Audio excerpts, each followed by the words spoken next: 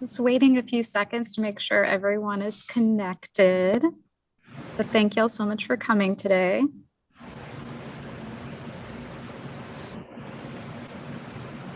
Okay, I think we're about good to go. But yeah, my name is Kat, and I'm a librarian here on the sixth floor of the Central Library, where we house the library's seed library.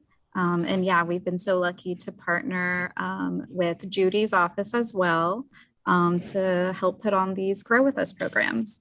So yeah, I will let Judy introduce today's guest, who yeah is going to be talking about some house plants and air quality.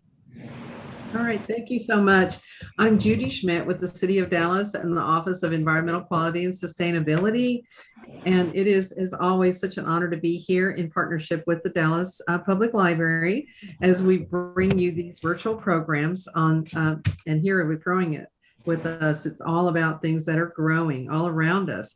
So I love that Kat mentioned the seed library because I'm actually, I have some basil seeds that I'm gathering for them, and I'm going to bring it by probably this week because they told me they'd like to have them. Yay, yeah, right. So, and there's some other seeds that will be coming. And in a minute, I'm going to introduce you to someone who that's all he does is work with plants and propagation and feeding people here in Dallas. And it's such an exciting endeavor. But I wanted to say that, of course, it's so important. Green is so important. Being green in our lives, having green around us, and we're going to learn something about green inside our homes as well as outside. I can't encourage all of you enough to take care of what's going on right now in your landscapes. I know this heat has been brutal, it's been relentless, but do what you can to keep to a minimum, of course, your water use because it's such a vital resource. But do keep your plants going, your shrubs, your trees, anything that you can. Take care of it during these hot days. It's so important. If I could, I would go out and plant a tree somewhere every day or a shrub because that's what gives us the oxygen that helps clean the air, it gives moisture in the air. It provides habitat for all kinds of species. That's just so important. I can go on and on about the importance of plants. And and that's what Drew is going to talk to us about today. I'm going to introduce him in just a minute. But I want to also just take a moment to mention that please note Dallas watering schedule. It is twice weekly, even in this heat. And if you can go with less, please do. But it's so important to water the foundations. This earth is moving as this dries. It's going to impact your foundation, impact all your pipelines and everything around your homes. Also, to save energy, please unplug anything that you don't use on a regular basis. It's just a little bit of electricity that's being pulled from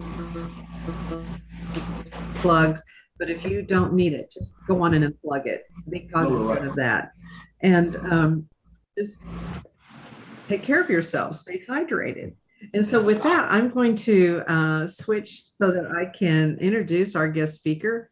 We're just thrilled to have him here. I know it's always busy for you, Drew. And who we have with us is Drew Demler, and he is the State Fair of Texas Director of Horticulture. And he has such an interesting background and such a love for plants and urban farming and taking care of people. He's just one of those guys that's so passionate about all of that. And he continues to excel in all of this as well, delivering so much to the city of Dallas and so many communities. But Drew is a recognized skilled grower and urban farmer here in Dallas. He has been leading the State Fair of Texas Horticultural program for quite a few years. And his farm, the Big Tex Urban Farm, is producing fresh greens year round so that the fair can donate these greens to the community. So that is such a wonderful endeavor. Before that, Drew always has been interested in community gardens and gardening and urban farming. His background goes all the way back to when he was a young boy, really. He started working, he was interested all along in that and in nonprofit work. But he started his garden center work in earnest at an early age at Baton Rouge. In his 20s, he moved to Austin, managing the largest independent garden center there. And then he went on to start his own garden center for 6 years. He came to Dallas when he became a head horticulturist for the Dallas Arboretum. And then less than a year later, hey, the fair stole him away, and he's been there ever since. So his passion for service and horticulture drives him every day. And it's no wonder because the Big Tex Urban Farm is just an amazing place. So, with all that said, since he's the king of farming, he's actually going to be talking to us about that it's important for us to have green in our home as well. And so, with that, I'm going to hand the virtual podium over to you, Drew, and to your colleague, and please introduce him. And let's go. Let's talk about green plants. Hey, guys. Hey, thank you for that great intro, man. I hope I can live up to all that. Appreciate that. I have no doubt. I've known you for a couple of years. I've been out to Big Tex Urban Farm, and it's all fantastic. Awesome. All of it. Thank you so much. I really appreciate that. Yeah, you referenced. I've got one of my workmates here. This is Christian. He's going to sit in with us also. So yeah, I'll just go ahead and jump in here. So as you mentioned, my name is Drew Dimmler. I'm the director of horticulture for the State Fair of Texas. I'll chat a little bit more later about some of the things that we do up here and how it somewhat could relate to this topic. I don't have a very formal presentation here. I do have some stuff written down, and I'll be the first to admit I definitely had to go back and do some research to get ready to give this presentation. This is certainly something that I've researched many times through the years, but it isn't something that I've focused a lot of my attention on lately. So it was really cool for me to go back and kind of research this again. And I came across some really interesting things along the way that I hadn't picked up on or hadn't heard for one reason or another before. So I'm kind of glad for the opportunity to give this presentation and kind of freshen up on some of this info again. So what I did, I just ran through and consulted several lists that different groups had come up with, and I'll give there's one reference in particular for a really great website that I came across that I'll give towards the end.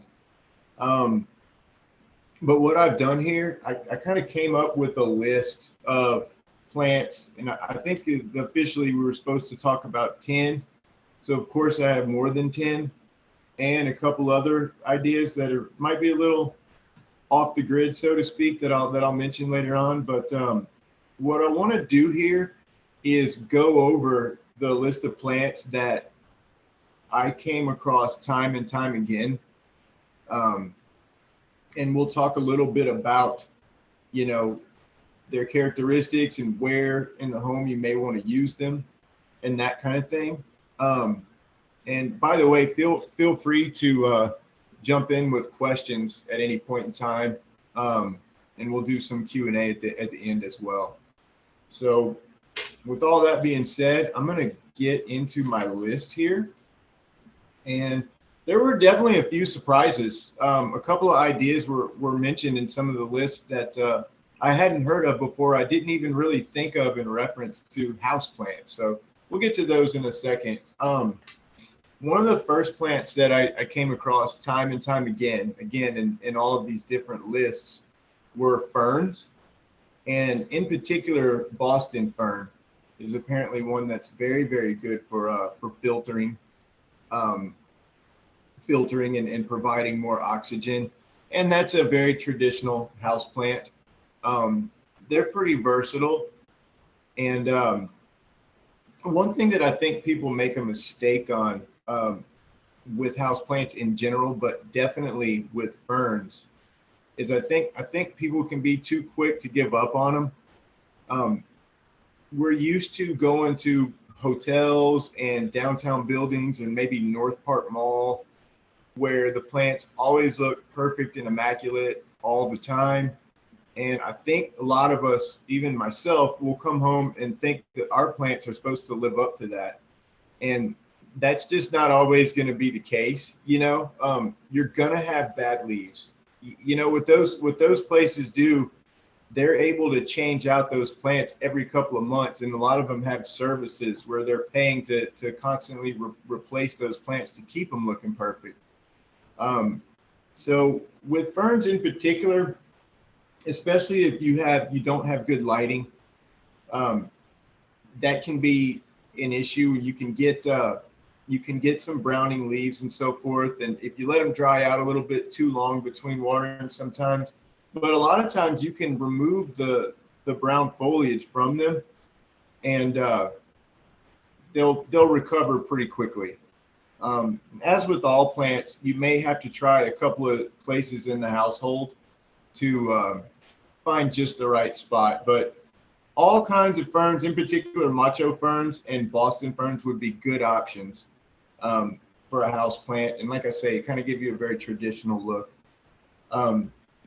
Another one that I came upon that was listed in several of the different websites were aloe, which is again another pretty traditional house plant, and that's one you can do some different things with too. It is a tropical, and they are going to need some bright light.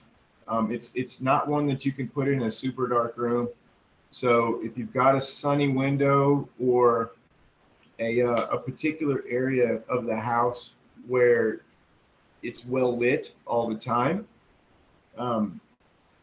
aloe could be a good option. Also, you can grow them seasonally outside during the warmer months, and then bring them into the house during the winter to keep them warm, and kind of enjoy it the best of both worlds there, to where you can enjoy it as a patio plant and, use it to treat your sunburns or whatever, as multi-uses, and then enjoy it in the home during the winter time.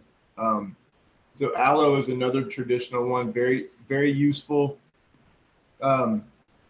if you have good lighting, but that is going to be a prerequisite, that it does need to be in an area that's well lit. So keep that in mind. And next on my list are ficus. Ficus is another one that you've all seen them. There's several different varieties. And in particular, I came across multiple references that indicated that the kind of old-fashioned standard Ficus benjamina, what they call the weeping fig or the weeping ficus, it's got the smaller leaves, that's one of the ones that in particular for oxygen is the best. It's one of the very best choices. Very similar to your aloes, where they're going to need light. They're going to need a good amount of light, as it's a tropical tree.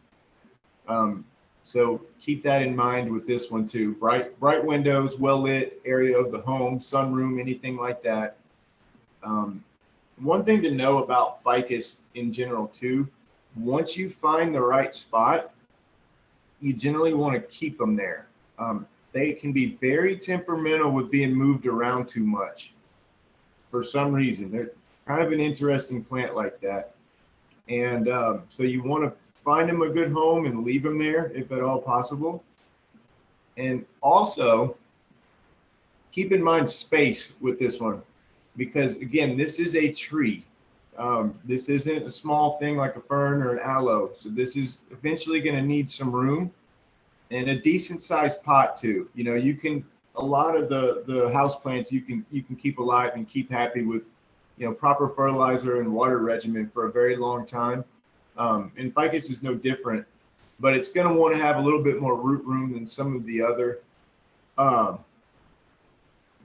others on our list, because it is a tree, and just give it room. So make sure you're putting it in a corner or in an open area of the house where it's going to have some room to grow and breathe and enjoy it. And there's some really pretty variants on this. There's variegated forms. You can even buy them where they've actually braided the trunks, where they've woven them in and out. Looks really pretty, makes a great display. So anyway, ficus trees are a good one. Another very traditional houseplant. Speaking of, the next one on my list is the Sansevieria another very traditional houseplant. This is the one, some people call it the mother-in-law's tongue. Some people call it a snake plant. The most common form of it is variegated. They're very spear-like leaves, kind of strap-like. They come up to a point. There's multi of them usually coming up out of a container. And this is one where you can kind of flip. So we've had your aloes and your ficus trees where you're really going to want to give them a lot of bright light. The snake plant, Sansevieria, is one that can handle low light conditions quite well. It's one of the very, very best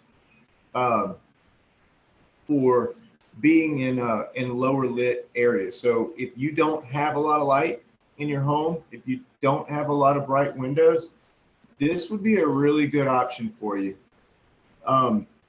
Also, kind of like the ficus and the others, it has many forms. So most of the people use this a standard, like it's a green and white, yellow variegated form, but there's several different varieties.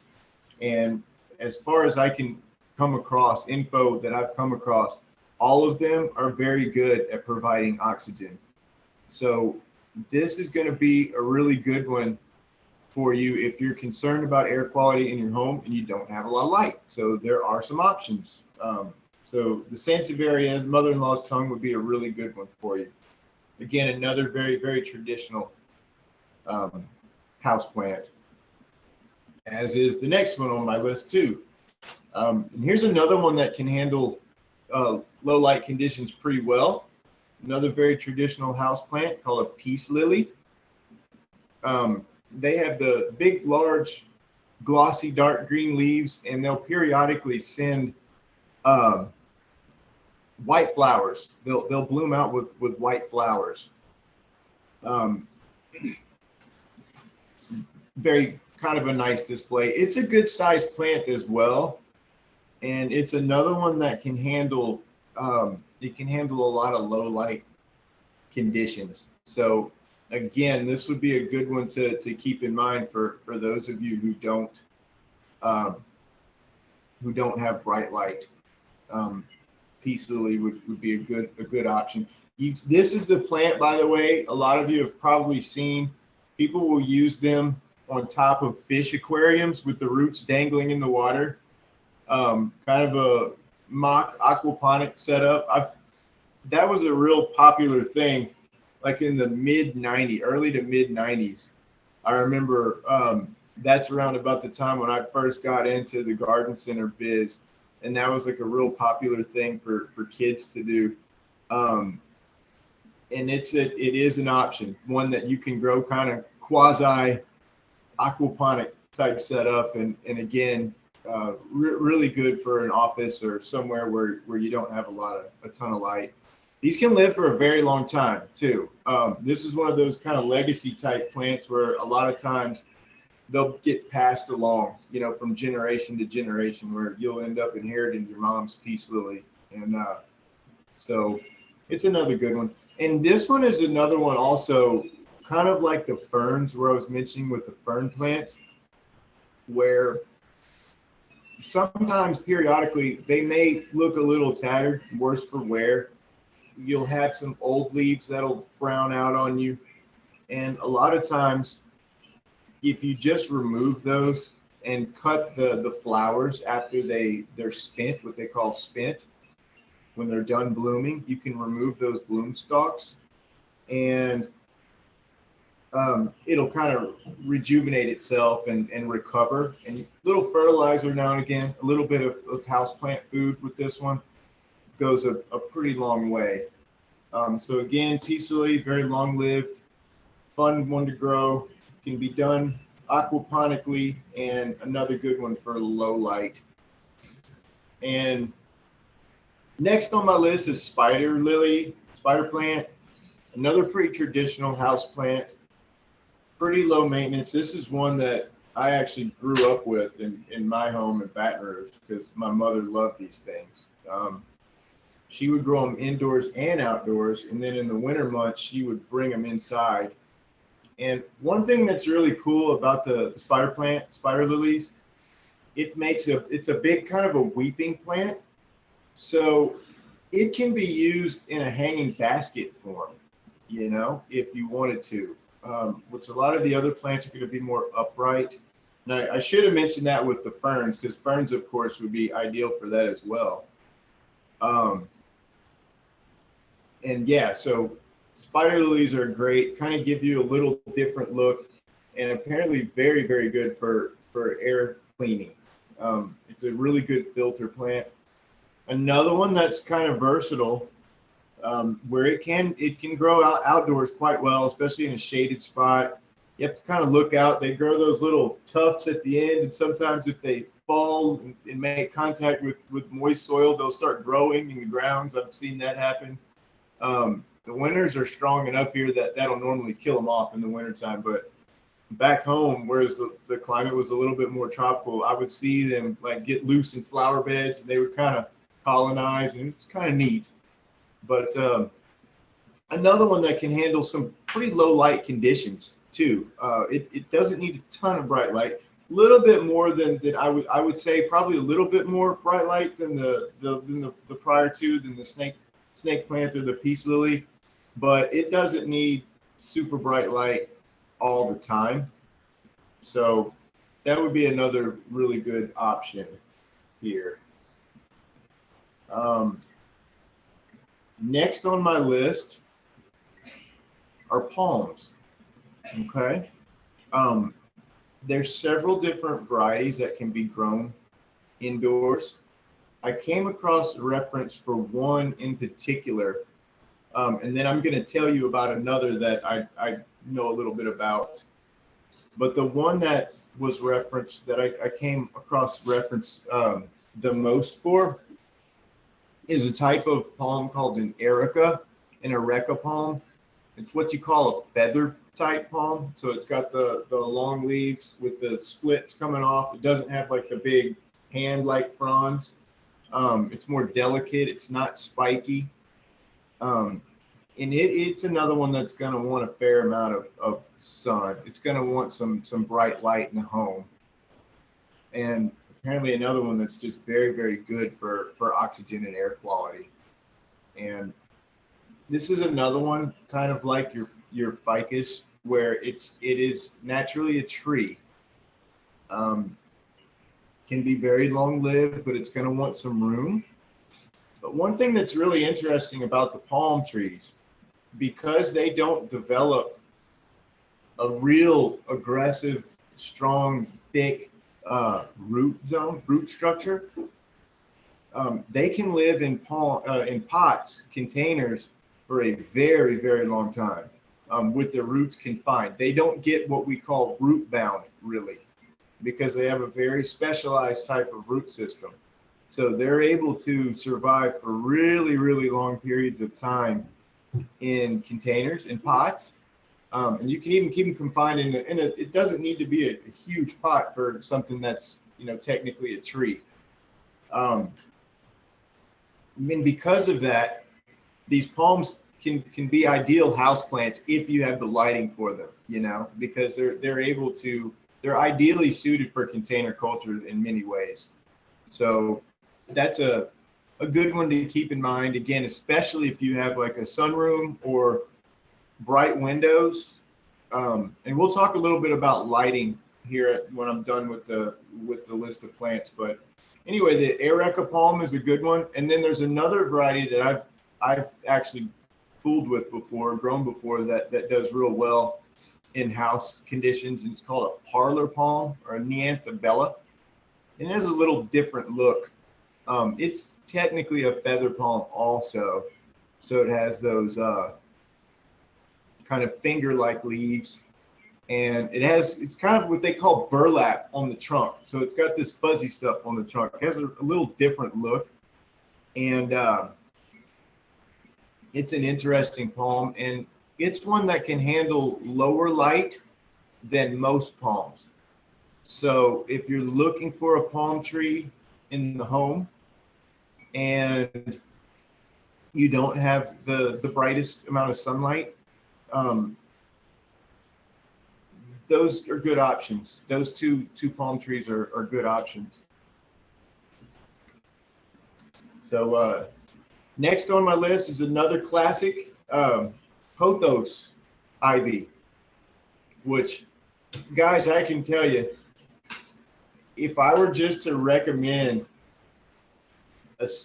one type of plant to grow inside, just as a starter plant, this would be right up near the top of my list. These are the big variegated leaves, typically one of the most common house plants you'll find, and for a reason, because these things can grow anywhere, just about. Light, no light, your shoe closet, probably pantry, wherever. They can probably grow. Also, another one that has many forms now. You commonly see the very standard dark green with the yellow to white edges, variegated edges, and that's the most common form. But there are dark green varieties, and there's even a kind of a neon yellow out there. In fact, I think that's the name of it. I believe it's called a neon pothos. Very pretty. And any and all of these would be good for houseplants and are great for oxygen quality. Couple other things that I want to mention about it. Again, as I've said, it can grow anywhere. So this is on your good list for low light settings. Okay, if you're not dealing with a lot of light, this is a great plant. Also, this is another one that in a house situation is going to be trailing. It's going to be like a cascading. So again, think of it as like a hanging basket type plant. And something, if you were growing, say, a ficus tree or one of these palm trees or any of the more upright growers like a snake plant, you can plant pothos ivies, and they are normally available in smaller pots in combination with some of those more upright pots. You don't see a lot of people doing combo planters indoors, but there's no reason they shouldn't be. It's just people don't think about it.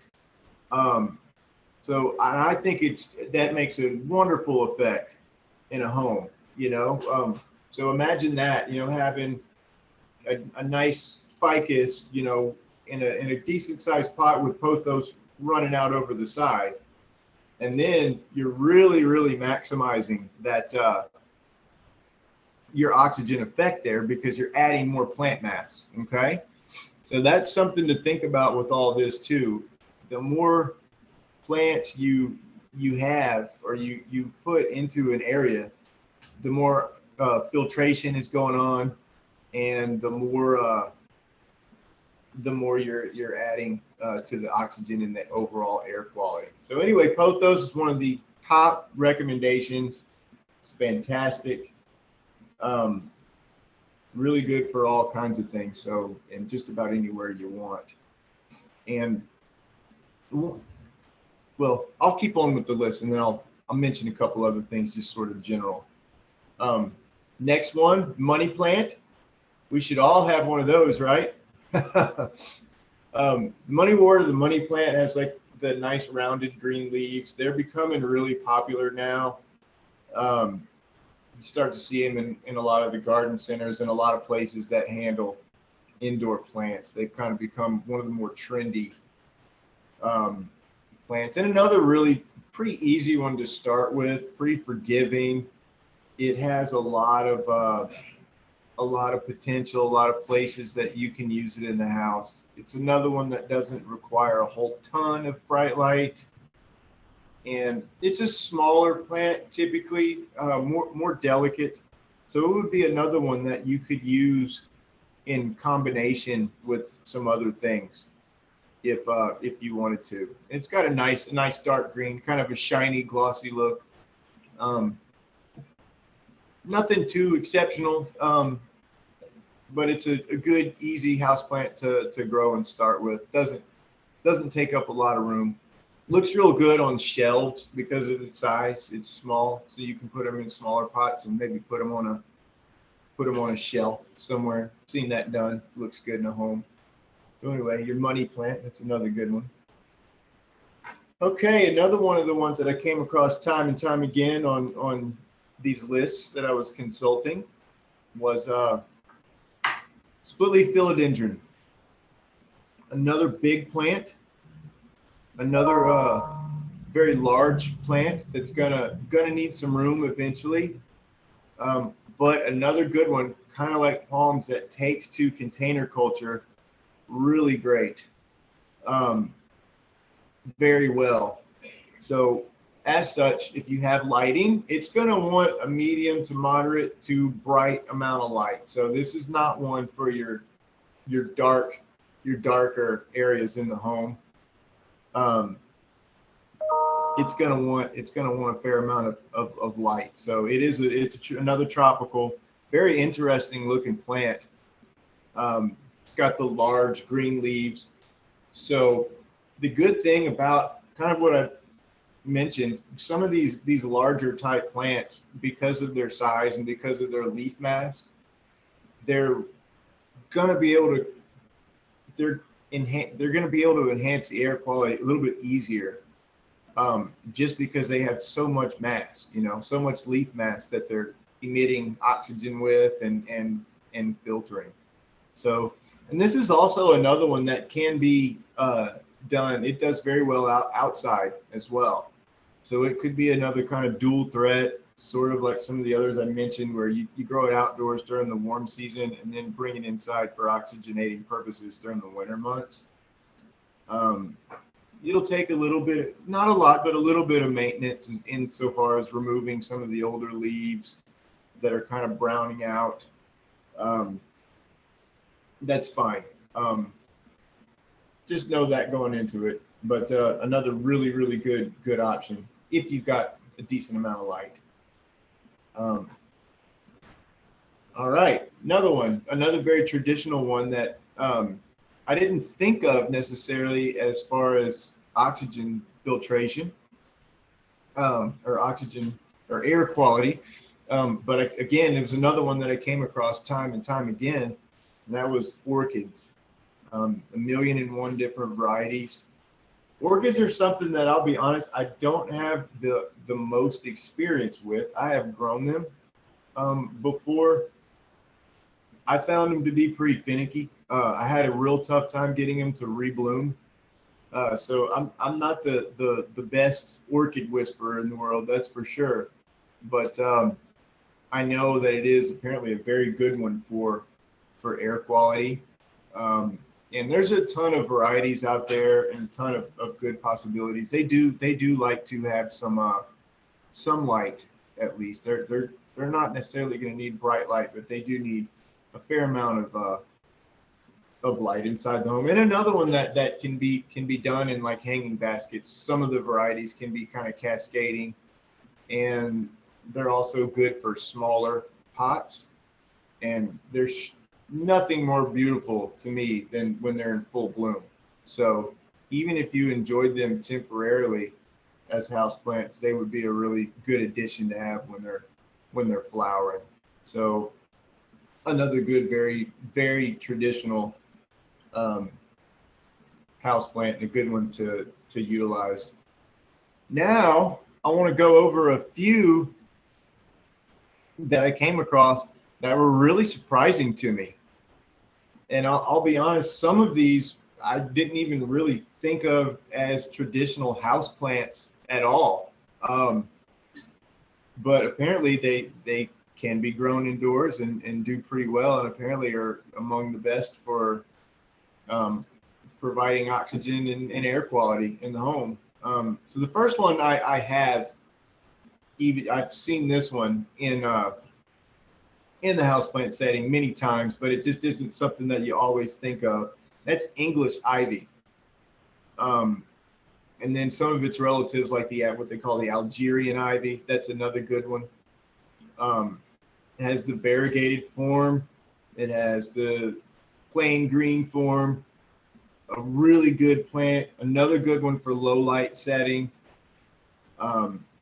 Really good. Again, it's a good cascading, trailing. It is a vine, so you can use it as such. Make a nice hanging basket, or again, Another one that you could do in combination, and you could even do these if you got like this straight green leaf form. Might look good if you mixed it in with pothos. You know, make some different displays using both. And another one that can handle low light situations pretty well.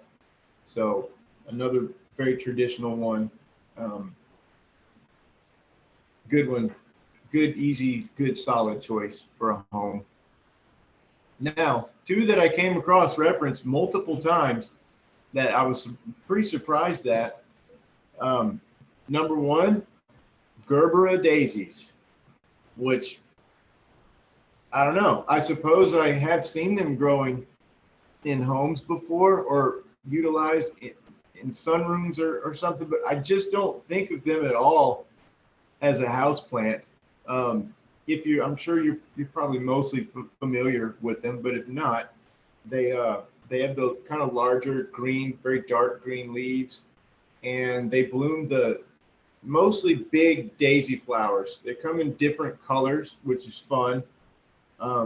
There's pinks, there's yellows, there's oranges, there's a white flowering form. Now there's some more miniature types, but the standard old-fashioned varieties are these large daisy flowers.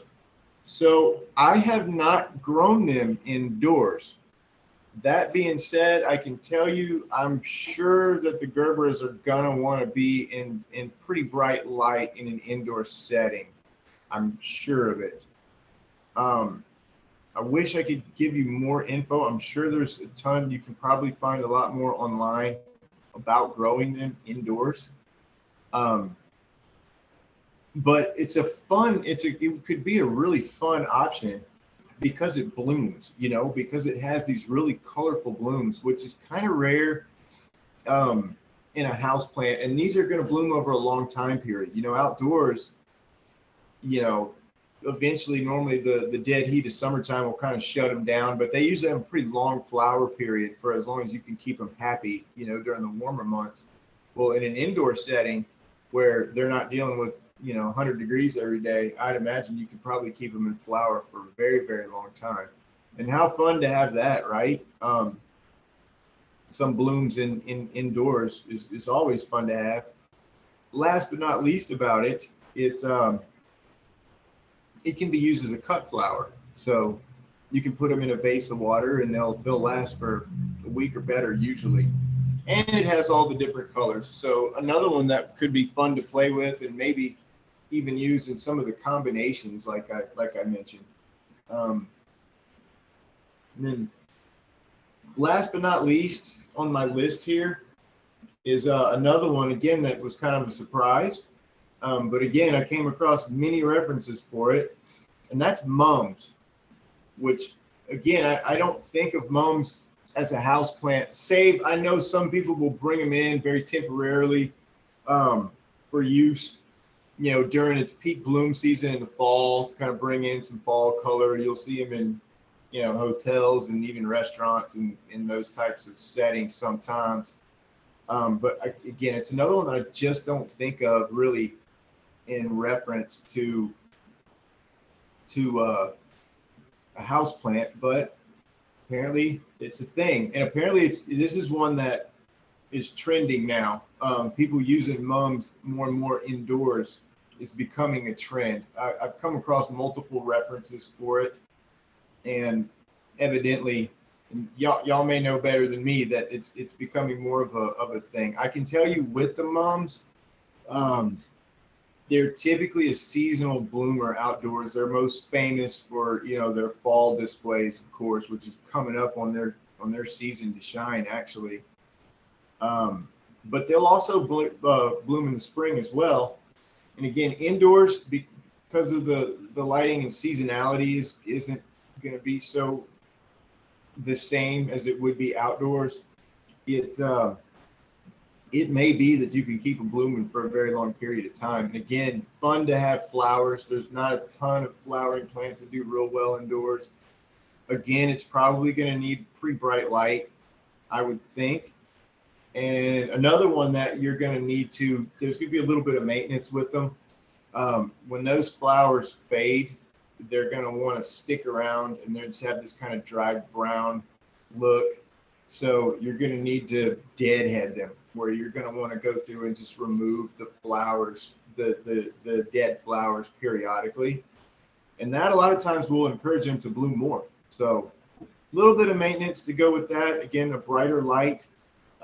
Not one that I've fooled with indoors, but especially during the fall season, would be really fun to try if you've got the right conditions. I could see that looking really good. And apparently another one that's just very, very good for oxygenation. One more that this will be the last one on my list, and then we'll kind of go over just some general tips and so forth.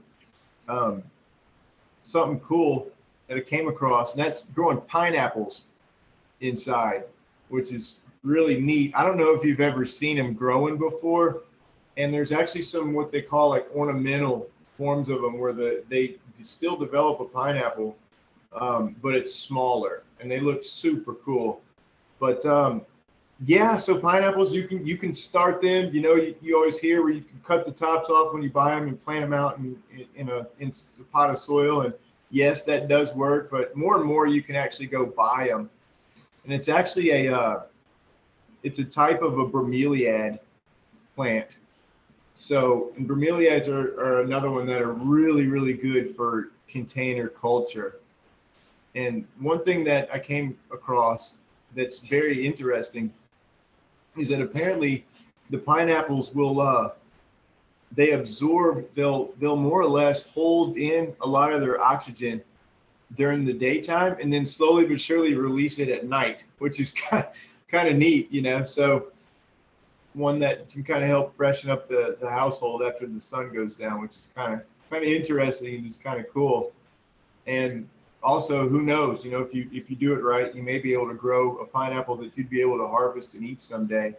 So, and they're super pretty plants in containers, and another one that lend themselves very well to combination planting, what I call it. So, a good one to play with, the pineapples would be.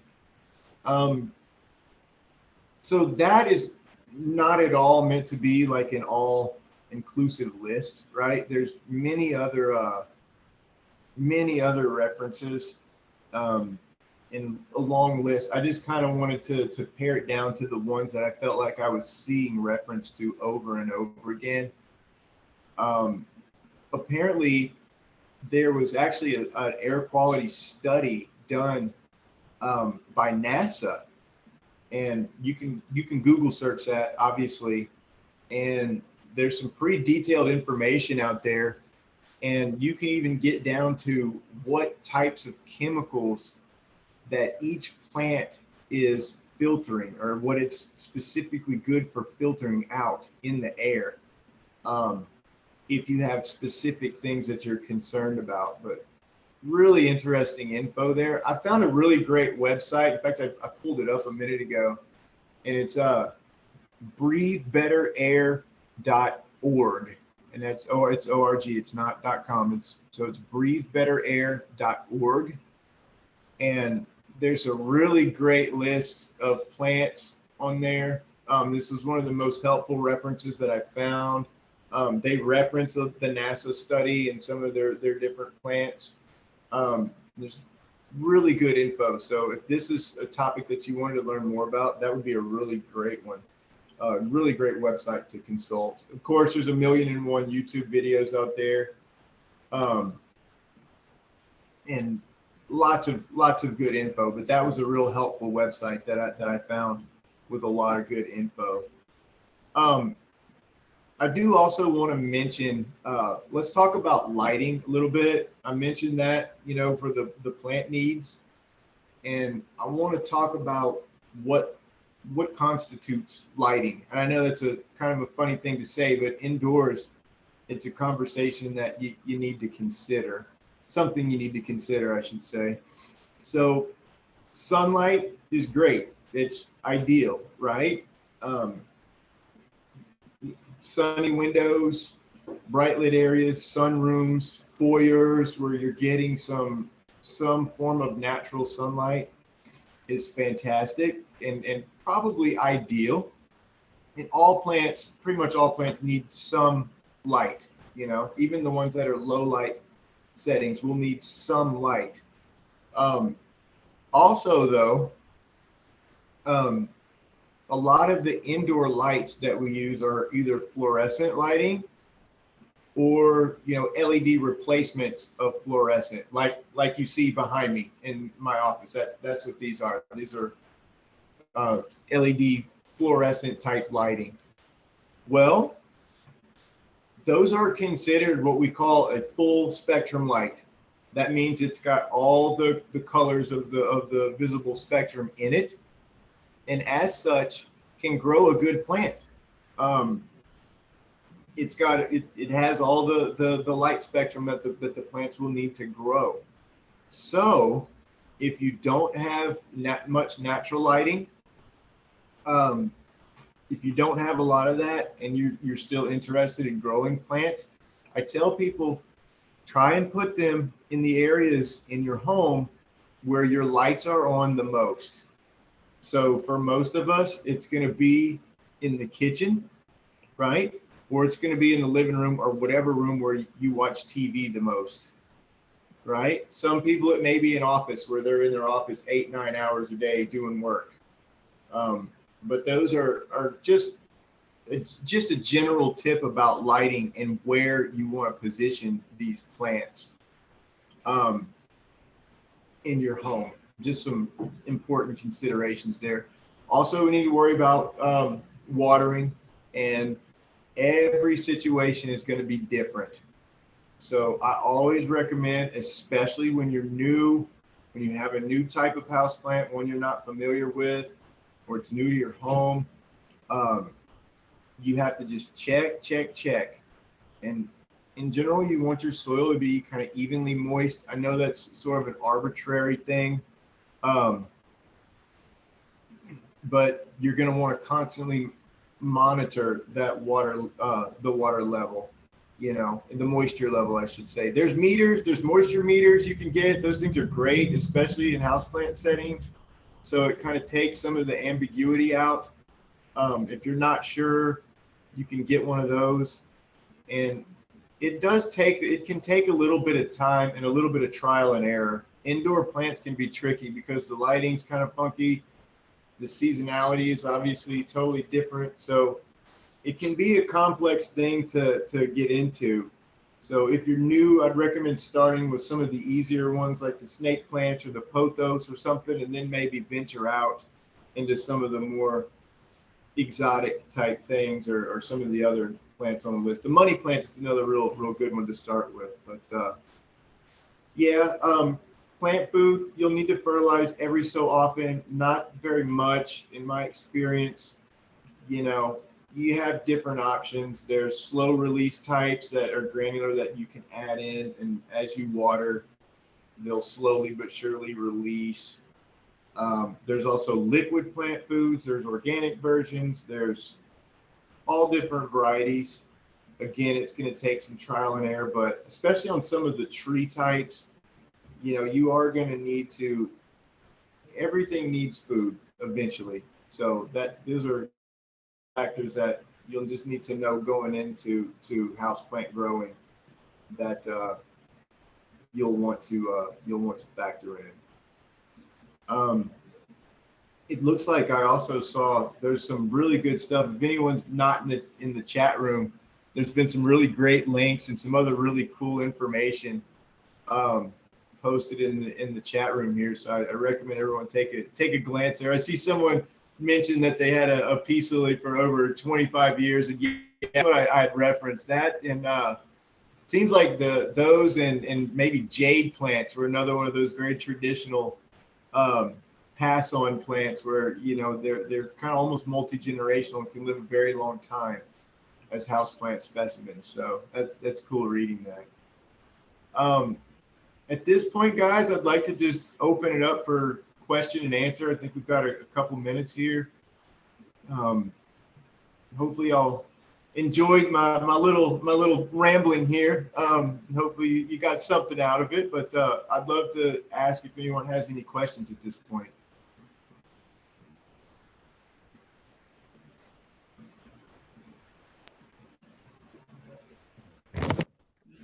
Hey, Drew. So I just wanted to say, I probably shouldn't do this. I heard you say on some of them, like the ficus, they do like to stay in one place and not be moved. But I will say I have a ficus plant that I've had for a long time. And 2 years ago, it was looking kind of shabby and I felt like it needed some light. So I did take it outside. I gave it a haircut, a real serious haircut. And what I mean by that is I trimmed just around the edges. I took like a couple of inches all the way around the oval, so to speak. And then I set it outside in a shaded area during the hot months, during July and August. And it loved it. It actually got a lot of new leaves and growth. And I haven't done that since. I think I might have just been fortunate though, right? Because when I brought it in the house in September, it was okay. I didn't lose all the leaves. It didn't crater on me. Wow. I put it back in the spot where it had been for a long time, and it seemed to be okay. But yeah, that's great. Yeah, they usually do very well outdoors. As long as you don't shock them. If you kind of introduce them at a time of year and so forth, a lot of times they do very, very well outdoors. But typically in most people's cases, it sounds like you did it just right. But a lot of times once you bring them back inside, they want to defoliate a lot during the winter months. But that's awesome, man. I love to hear that you. Now that happens. We do have a big money tree, and it started out just like a foot tall, and now it's actually like 3 feet tall. Wow. It's it was one that the trunk was twisted around. Someone gave it to us years ago.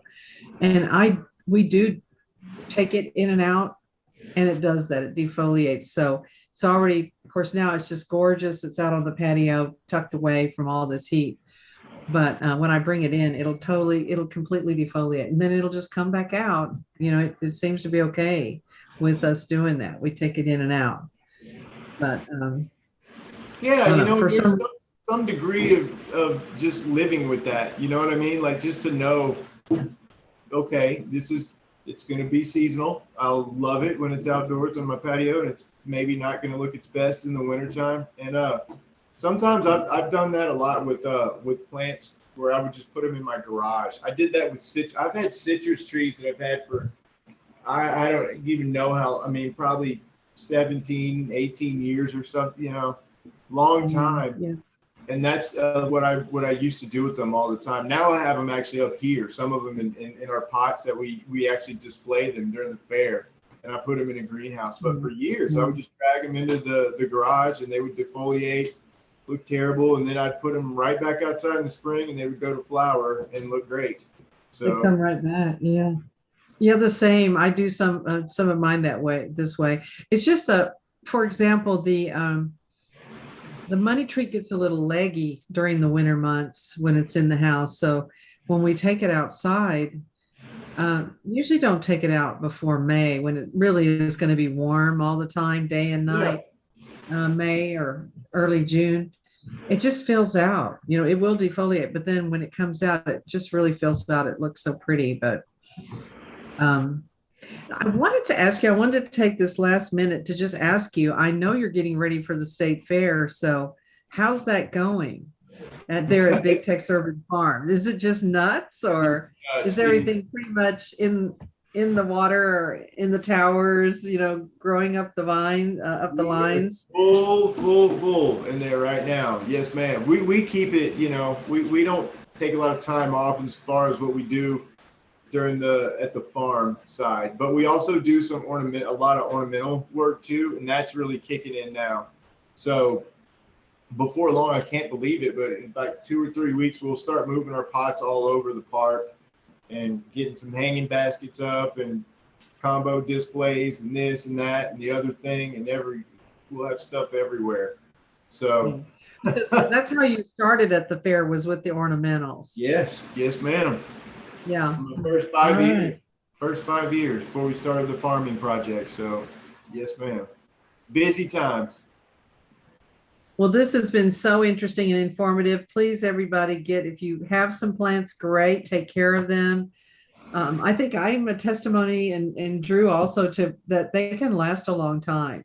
Long time. That doesn't mean that I don't change the dirt out and and take care of them. You can't just leave them in the same pot for 25 years with the same dirt, of course. So it's some regular maintenance. But I do have quite a few plants that I've had for years and years, and that's kind of a challenge for me, is to keep them going and keep them healthy, so, and thriving, even though they're becoming elderly plants.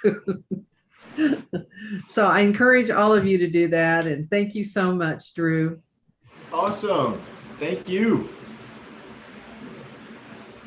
Thank y'all so much. And we will be back here in 2 weeks for another program. So yeah, thank y'all so much. Thanks, Drew. Thanks, Judy. Thank you so much. Bye.